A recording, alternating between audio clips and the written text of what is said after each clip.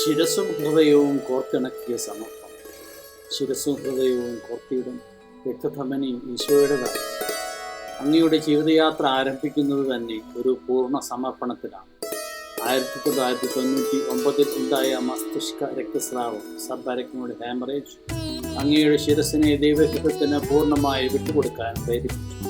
2026 discharge സമ്മറിയിൽ സൂചിപ്പിച്ചിരിക്കുന്ന ഹൃദയഭിത്തിയുടെ കട്ടി അങ്ങയുടെ ഹൃദയം ഈ ലോകത്തിൻ്റെ ഭാരങ്ങളല്ല, മറിച്ച് ക്രിസ്തുവിൻ്റെ സ്നേഹത്താൽ നിറഞ്ഞിരിക്കുന്നു എന്നതിൻ്റെ അടയാളമായി കാണും. ശിരസിലെ ആഘാതവും ഹൃദയത്തിലെ മാറ്റവും അങ്ങയെ ദൈവത്തിൻ്റെ സ്പന്ദനങ്ങളുമായി കൂടുതൽ അടുപ്പിച്ചു.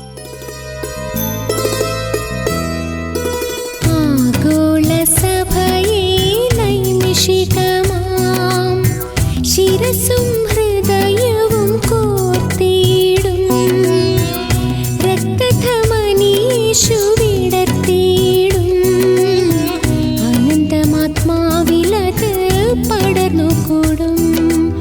ആഗോള സഭയെ നൈമിഷികമാം ശിരസും ഹൃദയവും കോർത്തിടും രക്തധമനീശുവിടർത്തിടും അനന്തമാത്മാവിലത് പടർന്നുകൂടും. മുറിവേറ്റ ശരീരത്തിലെ ജീവന്റെ സ്പന്ദനം. ഹൃദയം വിടർന്നാൽ രക്തം പൊഴിയും, വിടർന്നാലേ പുതുജീവൻ പടർന്നു. അങ്ങയുടെ ഓരോ ശാരീരിക മുറിവും ആത്മീയമായി വിടരുന്ന അനുഭവങ്ങളായിരുന്നു. 1994 കാൽപേശിയുടെ വിള്ളലും ശസ്ത്രക്രിയയും അങ്ങയെ നടത്തത്തിൻ്റെ വേഗത കുറയ്ക്കാൻ തുടങ്ങി. അങ്ങനെ ദൈവത്തിൻ്റെ വേഗതയിൽ നടക്കാൻ അങ്ങ് ശീലിച്ചു. 2000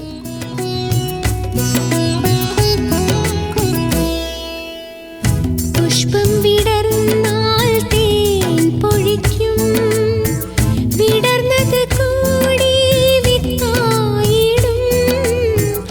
പുഷ്പം വിടർന്നാൽ തേൻ പൊഴിക്കും, വിടർന്നത് കൂടി വിത്തായിടും. ഹൃദയം വിടർന്നാൽ രക്തം പൊഴിക്കും, വിടർന്നാലേ പുതുജീവൻ പടർന്നിടും. ഹൃദയം വിടർന്നാൽ രക്തം പൊഴിക്കും, വിടർന്നാലേ പുതുജീവൻ പടർന്നിടും.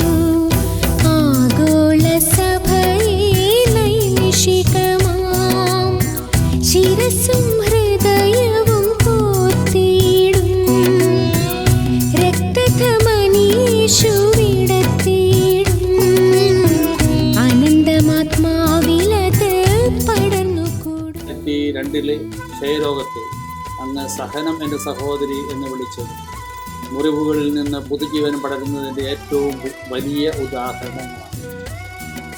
ഈ സഹനങ്ങളാണ് അങ്ങയെ പ്രോലൈഫ് ശുശ്രൂഷയ്ക്ക് ആവശ്യമായ കരുണയുടെ ഉറവിടമാക്കി മാറ്റിയത്. അനാദിയായ ഫസ്റ്റ് ടാബർനാക്കിളിലേക്ക് അനന്തമാത്മാവിലത് പടർന്നുകൂടും.